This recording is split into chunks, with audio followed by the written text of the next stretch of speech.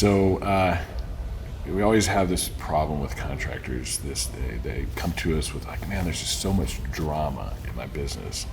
And that drama is usually brought in by people making excuses why something didn't get done, or they didn't turn something in, or I didn't execute it on the time, or I didn't send this message. And there's always some reason, right? And we talk about this concept of stand in the gap. You've been really great about teaching our contractors kind of what that is. What does that mean to you? What does stand in the gap mean? Stand in the gap for me, I think, means being willing to take the hit.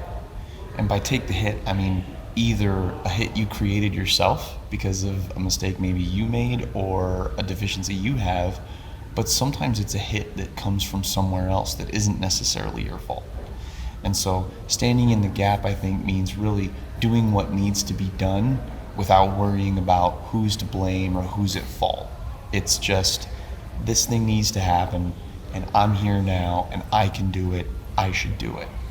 Yeah, I really like the idea of it being defending the one that needs to be defended. Right, and sometimes it's being a bit of a shield. Yeah. Right. There's a gap between this person and this person, or a person in a situation, and that person might need a defender. And you can stand in that gap, and defend, protect, as well as initiate solutions. It's a lot like the concept for leaders of falling on the grenade, right? Mm-hmm. When something doesn't go right, you fall on the grenade, and you accept the responsibility of why that it, because it really does come down to you. It's not necessarily that somebody on your team didn't do something right. You probably didn't give the right expectation, the right result that you were looking for, got lost in translation. You've allowed for a lack of accountability. Excuses start to come up, and everybody stops standing in the gap. Right.